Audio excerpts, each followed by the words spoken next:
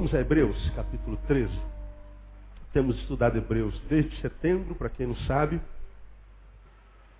Fizemos uma resenha do capítulo inteiro, do livro inteiro. E depois começamos a estudar o último capítulo, o 13, versículo por versículo. E nós já estudamos o 1, o 2, o 3 e o 5. Pulamos o 4. E hoje eu queria começar a estudar o capítulo 4, o versículo 4. Evidentemente, não vai dar para estudar todo o livro até o final de dezembro, até o final do ano, mas no ano que vem a gente continua. Não tem problema nenhum, faço questão de estudar todo esse capítulo 13 de Hebreus. Nós lemos o primeiro versículo, permaneça o amor fraternal, aprendemos que no final de tudo, o que vale não é o que a gente fez e nem o que a gente soube, mas o quanto a gente amou, né? Jesus vai perguntar, quanto é que você fez? Não. Quanto é que você sabe? Não. No final ele vai perguntar quanto foi que você amou. Porque no final o que conta é se nós amamos. Permaneça o amor fraternal. Lemos, não vos esqueçais da hospitalidade, porque por ela alguns sem saberem hospedaram anjos. Hospitalidade com as suas várias vertentes. Lembramos do versículo 13, estudamos o versículo 13, lembrai-vos dos presos como se estivesseis presos com eles, e dos maltratados como sendo vós mesmos também no corpo.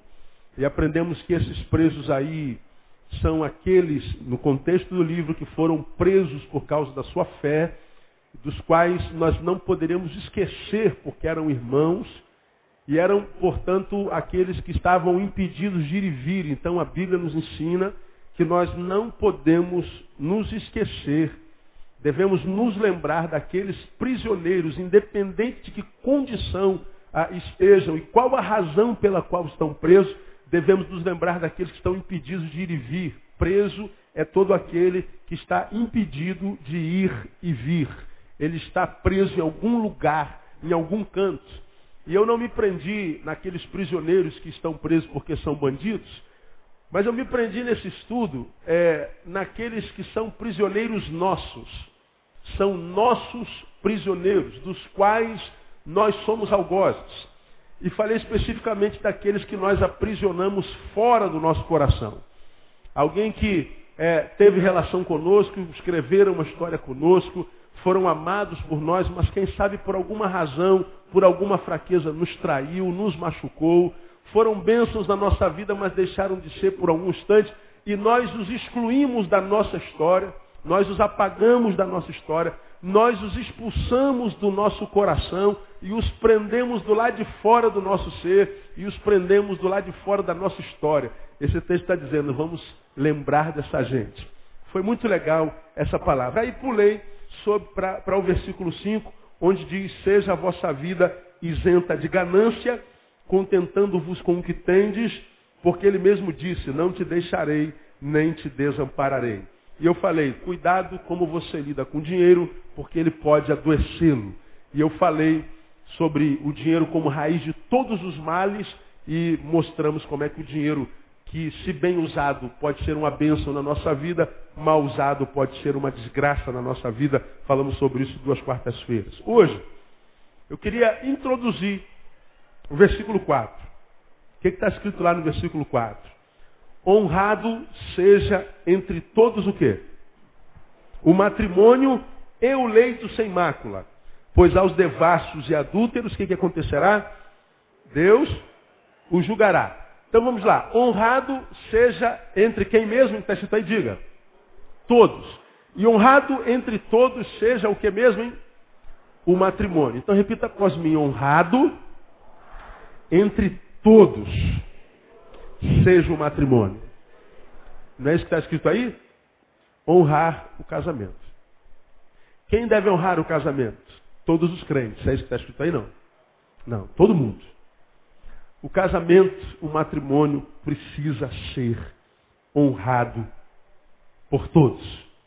Quando a gente pega esse versículo e coloca assim, ó, frente a frente com a sociedade na qual nós estamos inseridos e vivendo, será que a nossa sociedade, quando o assunto é casamento, encaixaria nesse versículo ou seria por esse versículo reprovado? O que você acha? Totalmente reprovado.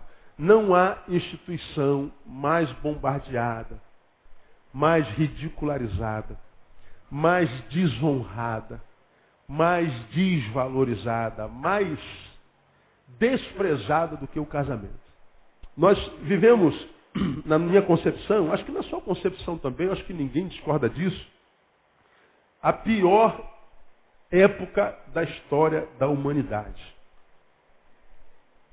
Nós nunca vivemos um tempo de tanta barbárie. Você que vê jornal, deve estar acompanhando aquela guerra social que está acontecendo lá na Grécia, há 6 dias, por causa do quê? Quem é que está acompanhando por acaso aí? Tem de um menino. A polícia matou um menino de 15 anos. E em consequência da morte de um menino de 15 anos pela vida de um policial que se equivocou, o que aconteceu? A Grécia, cidade de primeiro mundo, onde há justiça social, toda a cidade foi para a rua e começou uma guerra geral. Estão clamando por justiça, por causa de um menino que foi morto por um policial. O que acontece aqui no Rio de Janeiro quando um policial mata um menino? O que acontece? Nada. Você acompanhou semana passada, um policial deu um tiro de fuzil na cabeça de um garoto de quantos anos? 8 anos. O garotinho saiu do portão para comprar pão. O policial deu um tiro na cabeça dele. Aí a comunidade vai para a rua, queima um carrozinho e fica por isso mesmo. Todo dia um garoto morre. Todo dia um policial morre. Todo dia um assalto é cometido e morre 10 na cidade. Todo dia. E a gente já não se espanta mais. Quem que se espanta? Ao ligar o jornal, a dentista foi morta em assalto. Quem que se espanta mais? Policial morto na Lagoa. Quem que se espanta mais? Perseguição com morte em São Paulo. A gente liga a televisão, olha gente, o que está acontecendo com a gente? E a gente já vai preparado para a desgraça, nós já estamos amortizados. Quando você senta ali, você chega em casa agora e vai ver Jornal da Globo. Quem que é do Jornal da Globo agora? Quem que é presente? É o William Vac, não é? É. Aí você está lá, chegou da igreja, toma um banho, vai comer alguma coisa, senta lá, pega o teu controle remoto e liga lá na Globo. Você já vai preparado para quê? Para ouvir desgraça. Aí você vê do policial que morreu, você vê que o juiz não julgou culpado o banqueiro Dantas, você vê que fulano foi inocentado das acusações, não sei o quê, e o cara é o criminoso, está na cara.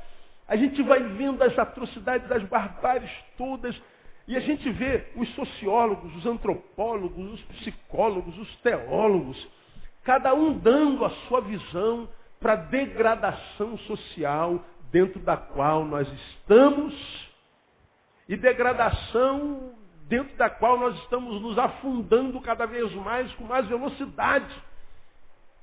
Aí se você ouve a visão espiritualista dos teólogos, se for um teólogo protestante, vai falar que é o diabo. Tudo é o diabo.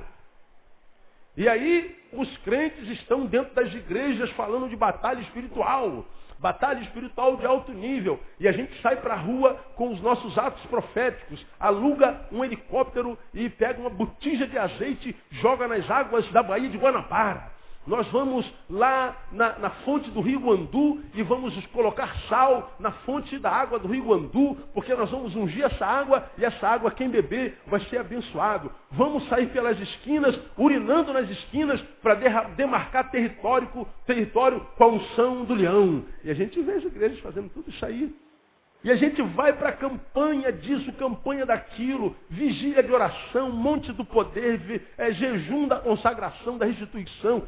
E quanto mais a igreja ora, o que acontece, irmão? Você vê a cidade melhorando? Com toda sinceridade. Está adiantando? A gente só não tem coragem de falar. Mas a ação da igreja não está adiantando nada.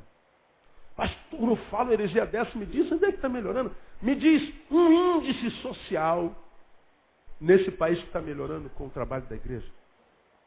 Se vem os psicólogos, o psicólogo vem falar que nós estamos vivendo uma crise psicológica social.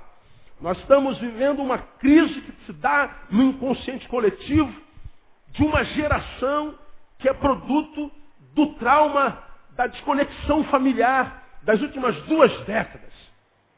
E os filhos da família degradada estão começando a frutificar as suas iras. Aquilo que de bom eles não receberam na família foi locupletado pelo mal que a sociedade fez neles. E eles cresceram e estão devolvendo à sociedade o que a família não lhes deu. Você pega o antropólogo e vai falar dos valores. Você pega o sociólogo, vai falar do descumprimento do papel de cada um na sociedade. Se você for ouvir cada profissional, vai dar a sua razão. Agora, se você vem para a Bíblia, a gente é remetido de pronto para o último versículo do Velho Testamento. Eu queria levar você lá para a gente voltar para cá daqui a pouquinho. Malaquias, último versículo do Velho Testamento. O Velho Testamento encerra a palavra profética. Depois de Malaquias nós temos 400 anos de silêncio, de palavra profética, de revelação de Deus e do Espírito. Até que nasce o Messias e aparecem os evangelistas falando. Agora, quando é encerrada a palavra profética, quando é encerrado o tempo da lei, para inaugurar, depois de 400 anos, o tempo da graça em Jesus pelo Espírito, quando encerra o tempo do Velho Testamento, o último versículo do Velho Testamento diz respeito a quê? Olha o que está escrito aí. Malaquias 4:6.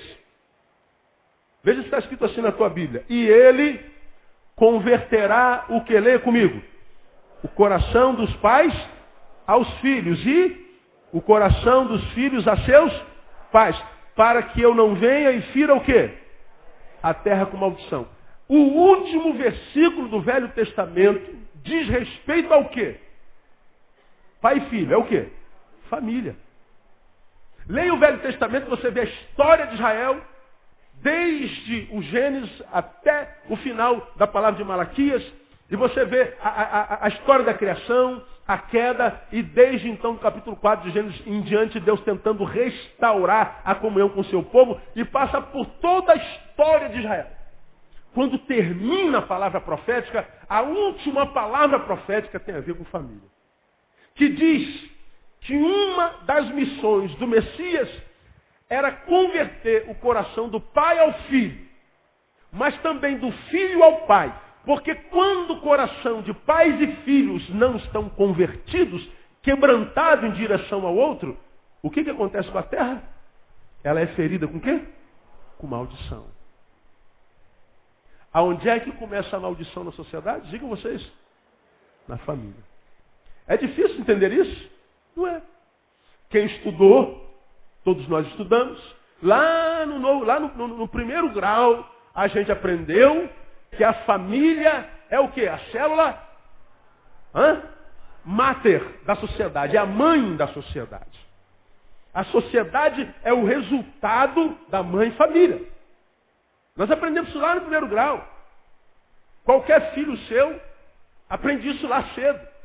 A família é a célula mãe, a célula máter da sociedade. Como está a família, assim será a sociedade. A sociedade é resultado da família. Essa família, que era e é a célula máter da sociedade, hoje é a matriz de toda desgraça, de toda enfermidade social.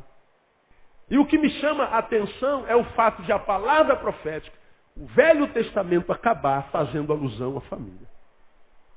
Aí quando você vai a Mateus capítulo 1, versículo 1, depois de 400 anos de silêncio, olha que coisa interessante.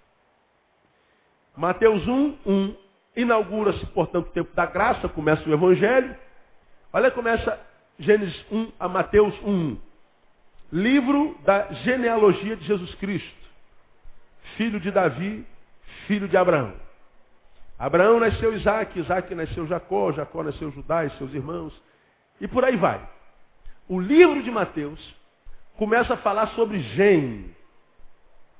Gem, que dá origem à palavra genealogia.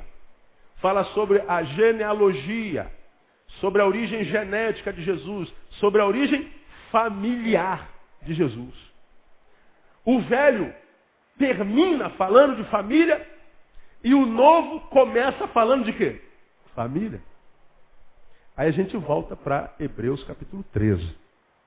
Porque aqui a gente vai entendendo por que a sociedade está como está. De modo que eu não sou profeta do Apocalipse, nem pretendo ser. Se eu não posso abençoar, eu não vou amaldiçoar jamais a quem quer que seja. De jeito nenhum. Se eu não posso abençoar, eu calo a boca. Mas nós não podemos deixar de furtarmos-nos, né? De diagnosticar a nossa sociedade, de ver o que está diante dos nossos olhos.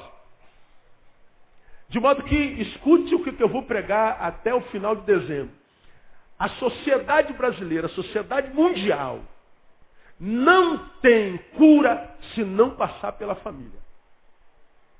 Todos os esforços das nossas autoridades se frustrarão se tais esforços não passarem pela restauração da família. Mas pastor, então a coisa está feia. Está mais do que feia, está horrível.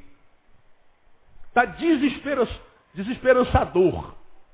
Agora, se eu sei que a redenção da sociedade, a melhora da sociedade, só se dá através da família, e a família é aquilo que é mais ridicularizado na sociedade hoje, portanto, há pouca esperança para nós enquanto sociedade. Por isso que a Bíblia diz em 2 Timóteo capítulo 3, que os últimos tempos seriam o quê? Quem se lembra da palavra que está lá? Penosos. 2 Timóteo 3:1. Os últimos tempos seriam penosos. Tempos difíceis por causa da qualidade do indivíduo que comporia a sociedade nos últimos tempos. Você vê lá o diagnóstico. Está lá, uma autobiografia do tempo que se chama hoje. Penosos. E por que eles seriam penosos? Porque o indivíduo, que Timóteo revela lá em 2 capítulo 3, é um indivíduo que se tornou amante de si mesmo, portanto ele foi tomado por um espírito de egoísmo tão profundo que o outro já não é mais outro. O outro é um objeto de consumo, como tem pregado aqui.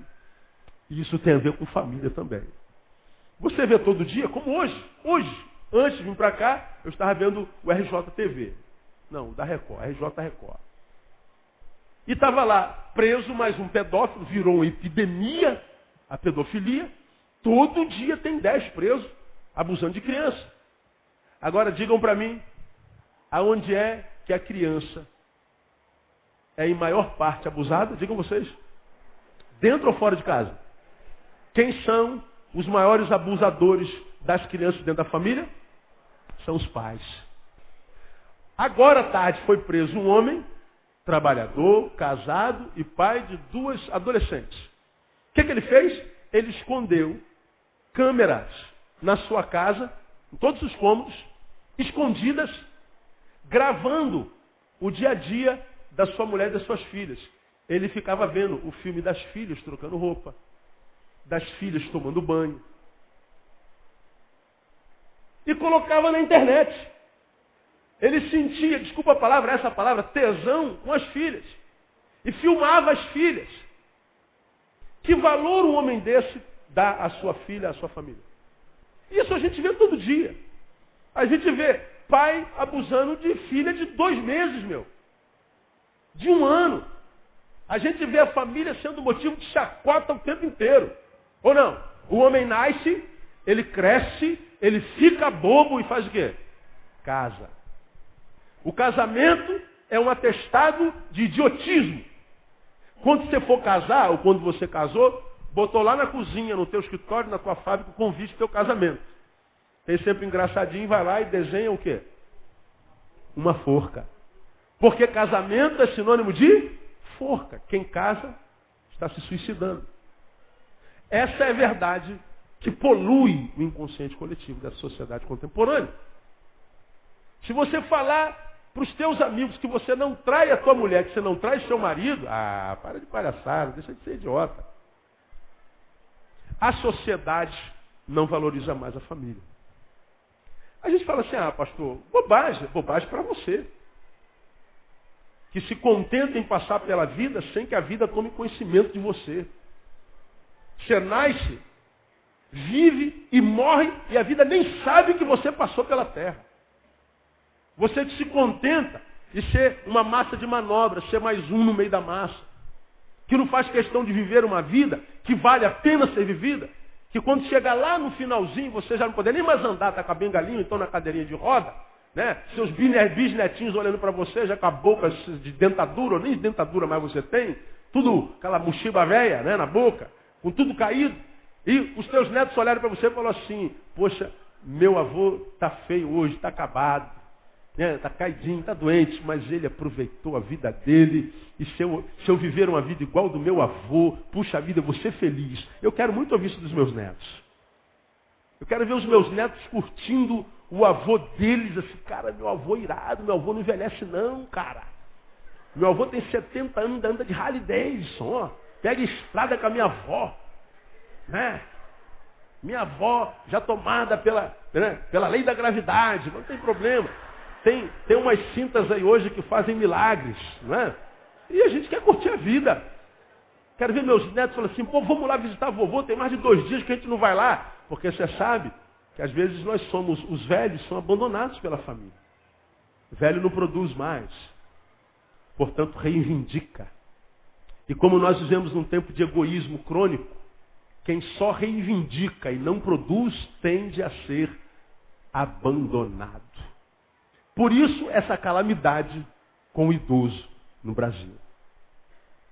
É só a gente ampliar o leque do pensamento que a gente vai fazer uma análise da sociedade bem próximo da realidade. Mas não é a minha intenção, eu quero falar de família.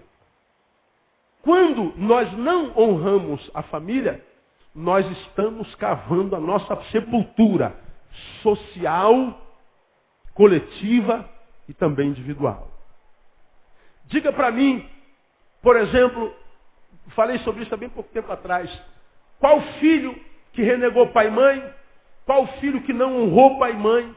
Qual filho que chamou o pai de idiota, de tolo, de bobão, que diz não quer saber de mãe, que quer saber dos amigos da rua, que não quero saber de gente me dando ordem, tenho 18 anos, vou viver minha vida. Que se dane meus pais. Me diga um que se deu bem na vida. Conta a história de um filho que se deu bem na vida. Agora diga que 99% desses filhos que renegam a família, por causa dos amigos da rua, como se a gente tivesse amigo na rua de verdade, né? Só não dá nem falar que o pessoal acha que eu estou falando, estou mandando direto, não é. Só um cara muito tolo para achar que alguém na rua o ama mais do que alguém que está dentro de casa.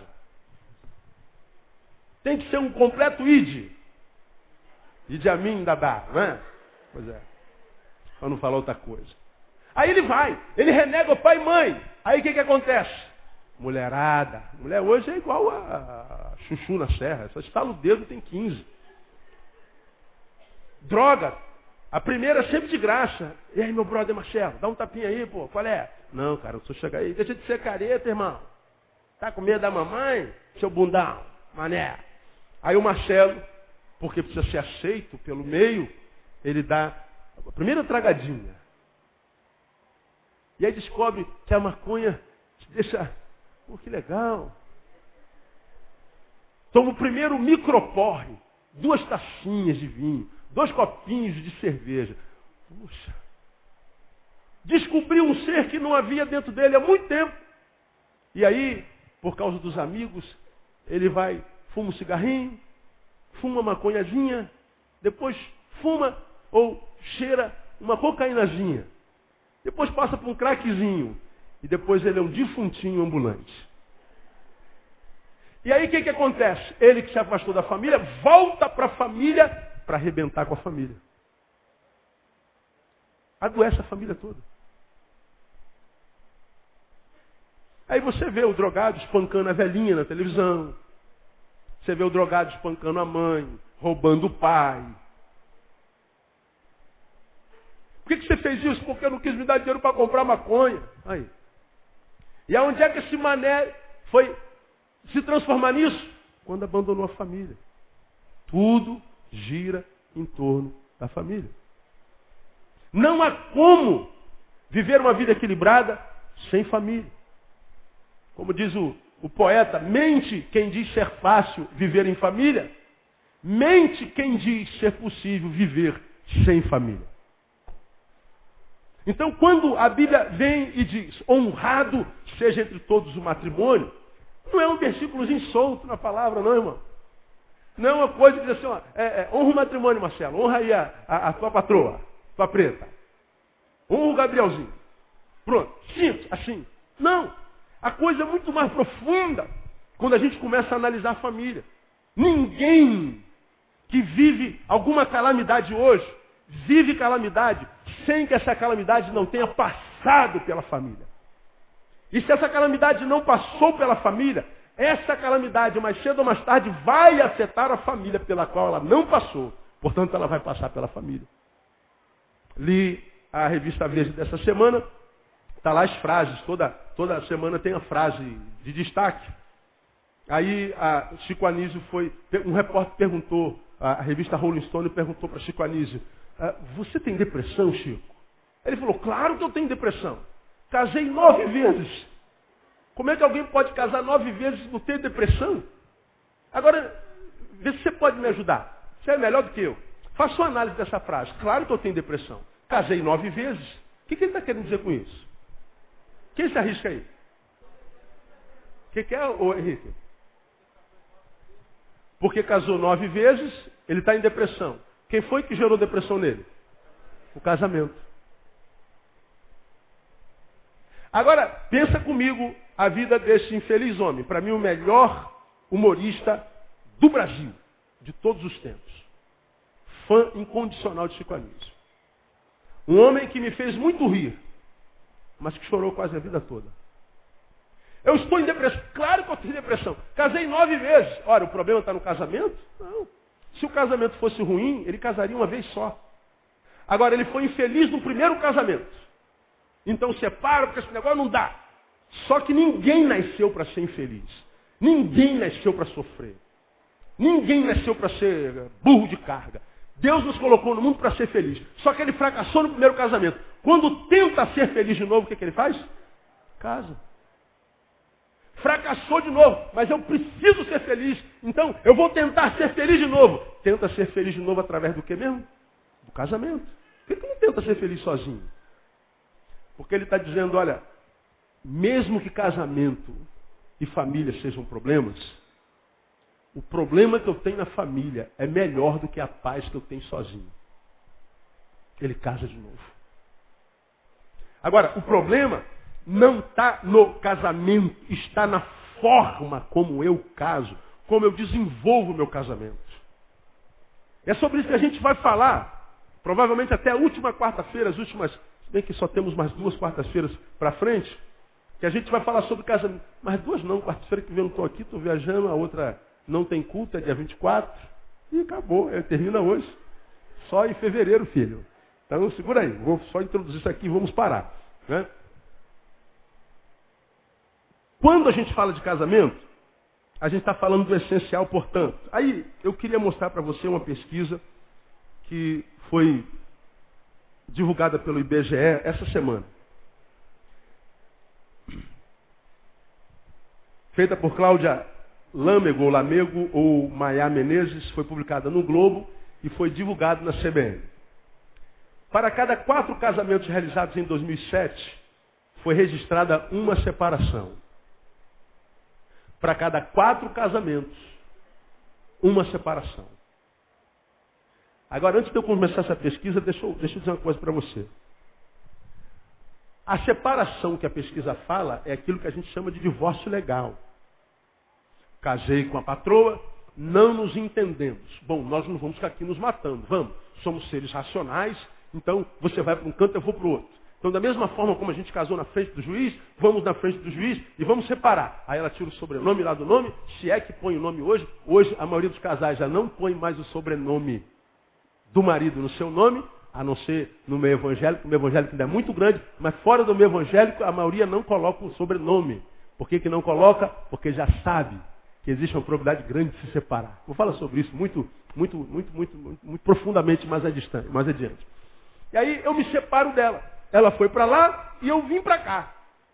Esse é o divórcio legal. Agora, você sabe muito bem que existe aquilo que eu chamo de divórcio emocional. É aquele casamento que acaba, mas dura para sempre. Dá para explicar, pastor? Dá. É aquele casamento onde a minha esposa já não é mais minha amante, a gente não transa mais. Ela dorme num quarto separado. Não é mais a minha amiga. Não compartilho nada do meu ser com ela. Não é minha confidente.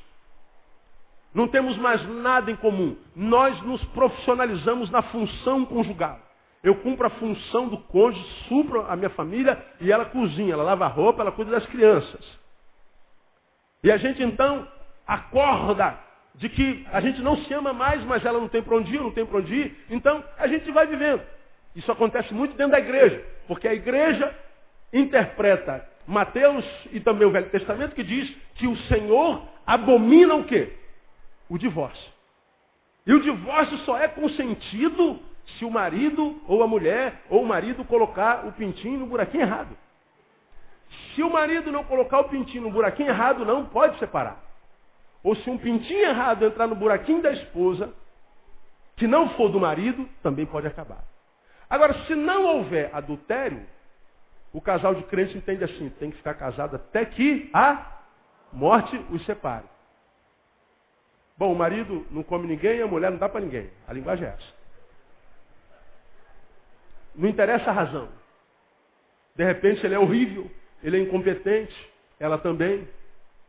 Porque quem não se trata não é feliz, quem não é feliz, o coração amargura, coração amargurado rouba a beleza do corpo. A Bíblia diz que o coração alegre faz o quê? Aformoseia o rosto. Então a gente vai absorvendo a unção do genipapo. Né? Nós vamos ficando feio. Não existe triste bonito.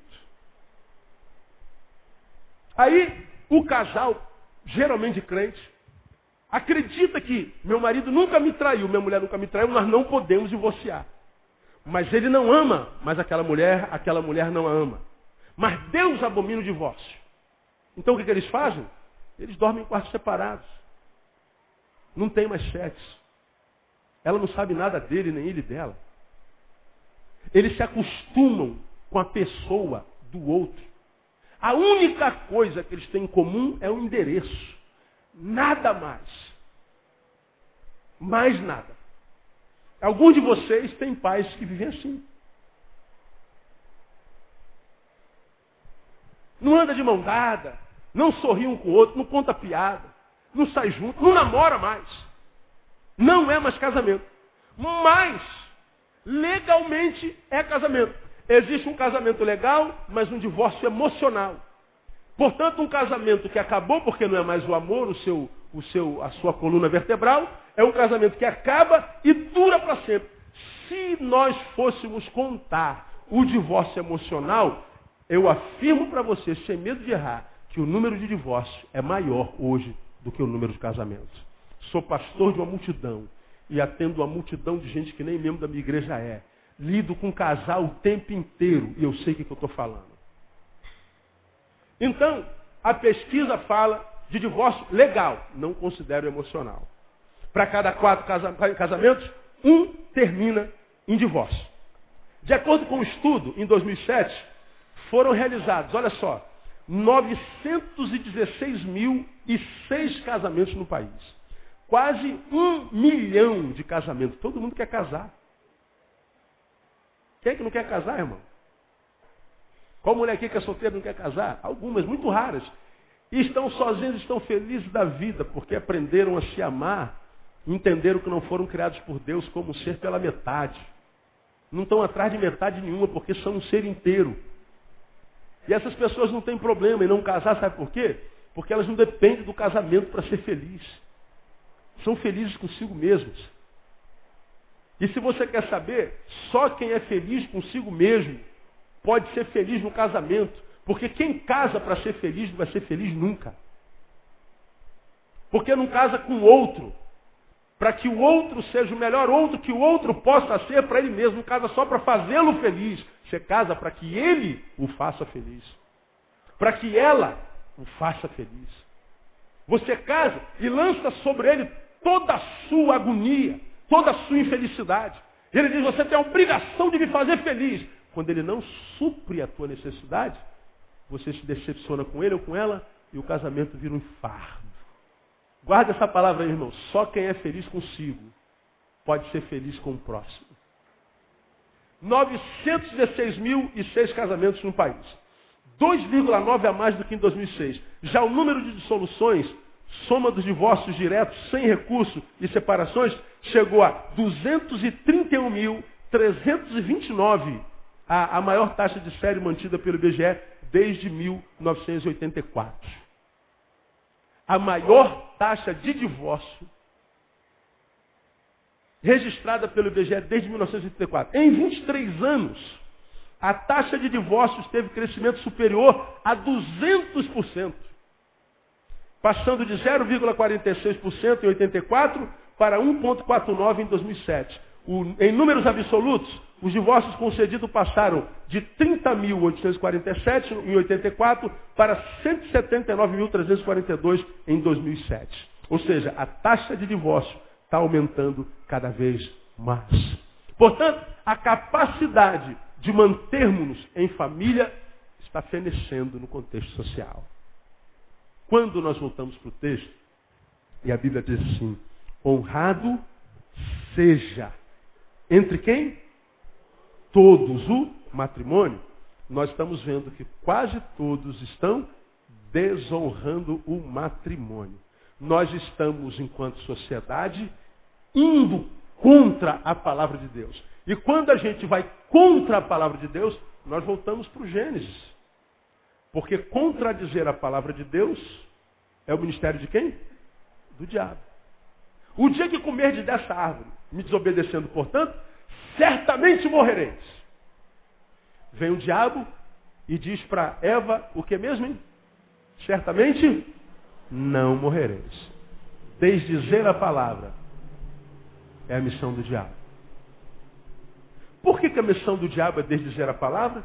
Porque a fé vem pelo ouvir a palavra. Sem a palavra não há fé. Sem fé a gente não vence o mundo. A gente não agrada a Deus. E a gente é vencido pelo diabo. Eu vou ter que parar aqui, infelizmente, por causa do nosso horário. Infelizmente. Queria poder falar muito mais. Família me anima demais. É um termo que eu adoro falar. Eu me divirto. E me alegro. E me abençoo quando eu falo sobre família. Mas hoje, eu queria deixar essa realidade com você. Lembra? Honrado seja entre todos o matrimônio. Somos remetidos ao final do Velho Testamento, ao início do Novo Testamento. E o Velho termina da forma como o Novo termina, falando de família. Portanto, tudo termina, tudo começa em família. De modo que não há, enquanto sociedade, sermos felizes sem tratarmos da família, e abandonando a família, não existe quem seja feliz sem ela. E se não há como a sociedade sobreviver feliz, equilibrada, portanto, equilibradamente sem família, nós podemos investir na nossa família. Eu não preciso ser vítima da falência social. Eu posso, a despeito de viver numa sociedade falida, ser absorvido pela fé, que me capacita para vencer o mundo e viver, como você tem aprendido aqui, a remar contra a maré. Porque o Evangelho, amado, é contra a cultura. O Evangelho não é cultural, ele é contra a cultura. A cultura que a gente vive, quem mais tem é o maior. No Evangelho, o maior será o quê? servo de todos. O maior não é quem é servido, o maior é quem serve. É contra a cultura. Então, se eu, enquanto cidadão social, enquanto indivíduo, olho para a minha sociedade e vejo a minha sociedade voltando para o tempo da barbárie,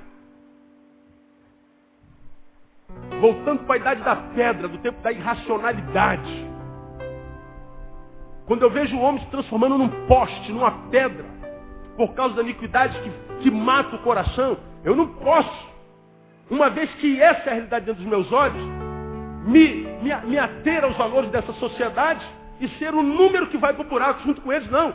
Eu tenho que crescer na fé e na palavra e receber a autoridade do Espírito Santo, o poder de Deus e remar contra essa maré de desgraça, porque ele disse, gente, eu vim para que vocês tenham vida e vida com abundância. E você já aprendeu que próspero na Bíblia não é quem tem muito, é quem tem sempre. Portanto, você vai ter todo dia.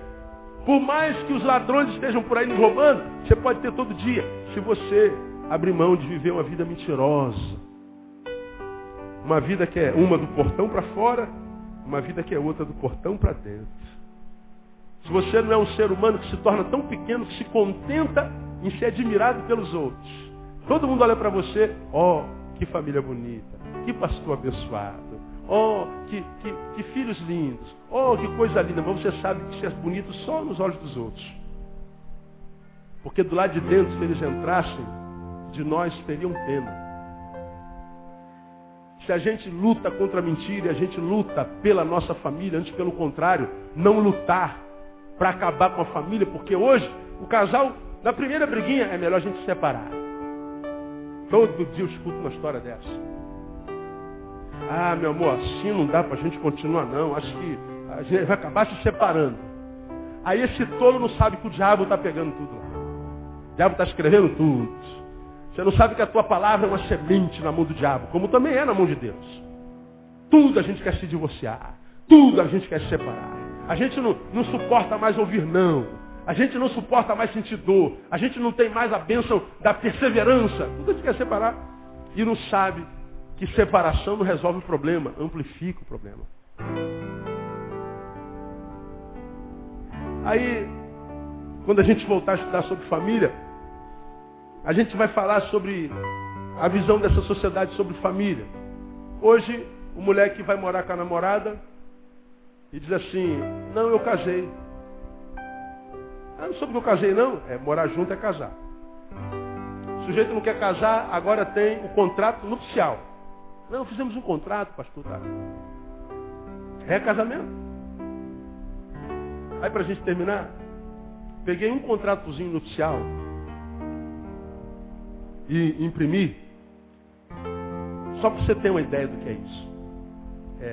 Dentre muito que está escrito, uma série de itens seria acordada entre o casal. Ele administrador e ela arquiteta e advogada. Tudo devidamente assinado e registrado em cartório. Sujeito a multa e indenização em caso de quebra de acordo por uma das partes. Além de estabelecer a separação de bens, devaneio ou não, a lista enfileirava itens como: quem pagaria o quê? Quantos filhos teriam? Quem levaria as crianças para a escola? Quem acordaria de noite para acalmar o choro do bebê? Quantas vezes por semana o casal deveria fazer sexo? Quando iriam discutir a relação? Quem lavaria a roupa em caso de ausência da secretária? Quem dormiria no sofá depois da briga? Quantas viagens deveriam fazer por ano? As datas que não poderiam passar sem presente? O grau de insanidade permitido durante a TPM? Ou seja, quando você estiver em TPM, mulher, o que você vai poder fazer? Olha, os dias reservados para o jogo de futebol e por aí vai. Isso aqui é um acordo pré-nupcial registrado em cartório. Seja lá que desgraça seja isso. Uma desgraça dessa tem como dar certo? Meu irmão, o dia que eu começar a lembrar a Andréia qual é o papel dela enquanto minha esposa, eu tenho que sentar e rever minha relação. O dia que a Andréia tiver que botar um bilhete na geladeira falando assim, ó, você não cumpriu o seu papel de marido, você não cumpriu o seu dever, nossa relação deixou de ser uma relação humana e passou uma relação de pessoas que têm um contrato, patrão e funcionário. E se você não cumprir o contrato, meu funcionário, você sabe o que eu faço contigo? O que o patrão faz? Rua. Você está despedido. Vou trocar você, um funcionário que está comigo há 20 anos, tem 40 anos, vou trocar por 2 de 20. A gente ri, mas não devia chorar. Meu irmão, você está aqui, teu casamento acabou, e você sabe quanto isso dói. Mesmo que o término desse casamento tenha sido um livramento. Mesmo quando o término desse casamento é um livramento. Se você não se separa daquele homem, daquela mulher, você poderia estar morto. Mas ainda assim, você e Deus sabem que muitas noites no seu travesseiro você conversa consigo. Por que não deu certo? Onde foi que nós falhamos? Porque ninguém casa com quem odeia. Todo mundo casa com quem ama. Durante a relação, o amor é transformado em ódio. E o ódio fere a ambos. Agora, quando é que esse ódio começou a ser? Quando é que o amor deixou de ser? Onde é que aconteceu a mutabilidade? E a questão é, onde é que eu errei? Às vezes a gente não acha nunca o lugar do erro. Onde é que nasceu? Onde é que está o embrião do erro? Achamos o embrião do erro ou não? Toda separação traz dor.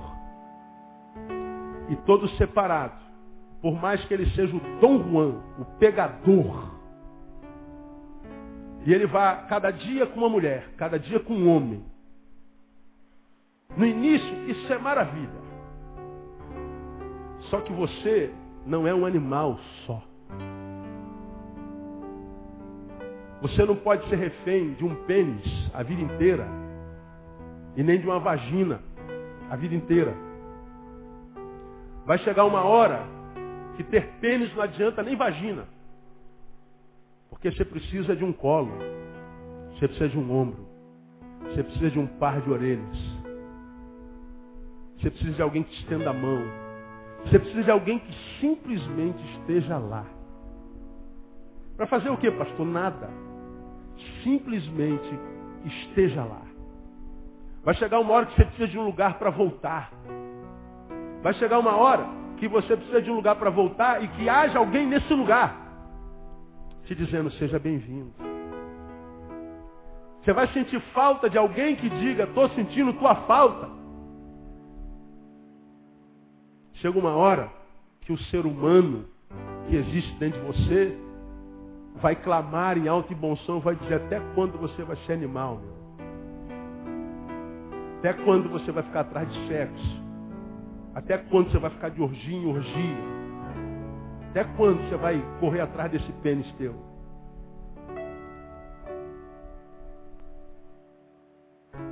Essa é a grande realidade, irmão. Sei que alguns crentes se escandalizam quando a gente fala assim, mas essa é a realidade. Porque esse animal racional, irracional que dizem que a gente é um animal irracional que só é animal irracional quando a gente está na cama, né? Lá todos os animais que existem dentro de nós vêm à tona. Né? Todos os animais aparecem na cama. Né? Mas e quando a gente sai da cama? O que sobra é a racionalidade. É o ser racional que quando vai pentear o cabelo depois da transa, olha-se no espelho e fala assim, está feliz agora, irmão? Se transformou num homem feliz agora, que você acabou de pegar uma loura, porque ontem foi uma negra, não foi? Anteontem foi uma morena, anteontem foi as 3 juntas, não foi? Nenhuma delas resolveu, né? E agora? Está feliz agora? Aquele ser humano que você é, que você vê no espelho vai cobrar de você. O ser humano que você deixou de ser quando perdeu a família. Não tem como, irmão. Você e eu, nós, nascemos para sermos felizes. Quem pode dizer glória a Deus por isso aí? Diz para o irmão que está do seu lado, você não nasceu para ser infeliz. Fala para ele aí, irmão.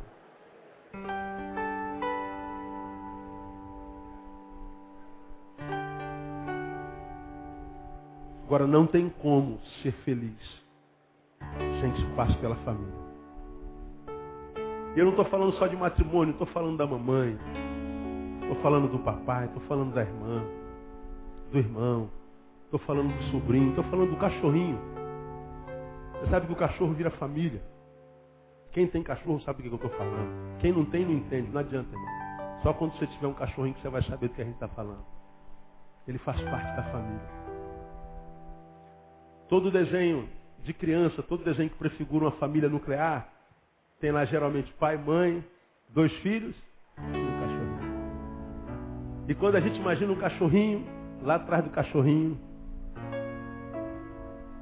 tem um rabinho assim, não tem? Faz parte.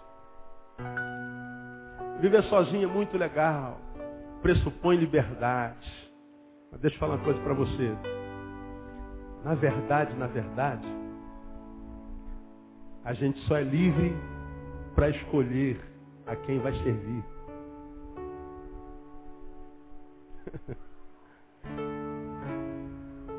A gente só é livre para escolher a quem vai servir.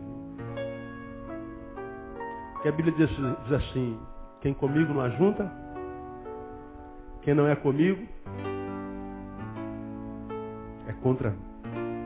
Ou você serve um, você serve outro. Mesmo que você seja um ateu, diga assim, eu não acredito no inferno, não acredito no céu, não acredito no diabo, não acredito no céu. Não tem problema, você já fez a sua opção. Quando você estiver mais velho um pouquinho, você vai ver. Quando você não conseguir mais fugir do buraco dostoiévskiano que existe dentro do teu peito, Dostoiévski diz que todo ser humano carrega um buraco dentro de si do tamanho de Deus.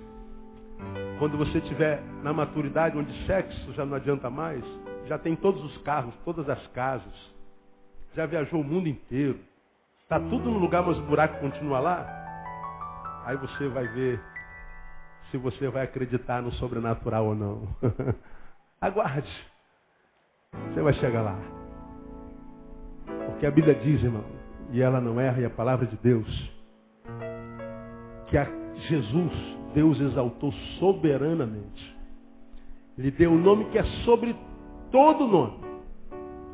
Para que ao nome de Jesus, olha o que diz o texto, se dobre todo joelho dos que estão no céu, na terra e debaixo da terra. Ao nome de Jesus se dobrará todo joelho. Uns por amor, outros pela dor. Então mesmo você que não crê, logo logo você vai sentir uma dor tão profunda dentro de você, que você vai ter que se dobrar. Bom seria se a gente se dobrasse por amor, né? Tem que passar pela família, igreja. Deus abençoe você, Deus abençoe tua casa, Deus te mantenha saudável, que Deus te dê a graça de reter essa palavra e de ter uma família abençoada no nome de Jesus. Aplauda o Senhor, porque é dele essa palavra. Vamos ficar em pé.